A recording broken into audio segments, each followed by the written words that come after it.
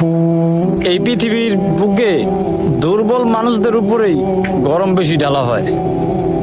Even এটা তার নিজ ঘর থেকে আগে শুরু হয়, তারপর তামান পৃথিবীতে ছড়ায়।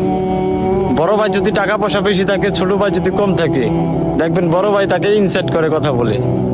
সমাজের কাছে যদি আপনি শক্তিশালী ব্যক্তি না হন, টাকা পয়সাওয়ালা ব্যক্তি না হন, দেখবেন সমাজের লোকেরা কতটা নিচু, কতটা খারাপ ব্যবহার করে আপনার সাথে।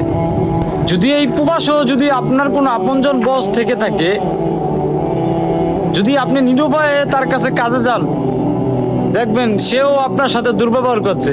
কারণ আপনি নিরুপায়, আপনি দুর্বল, আপনার সাথে সে যা তা ব্যবহার করবে, এটাই স্বাভাবিক। আর ওইটাই আমাকে মেনে নিতে হবে। ভাইরে, চাইলে আমরাও প্রতিবাদ করতে পারি, কিন্তু আমরা তো আর অমানুষ না। আমরা গরিব হতে পারি, আমরা ছোট লোক না।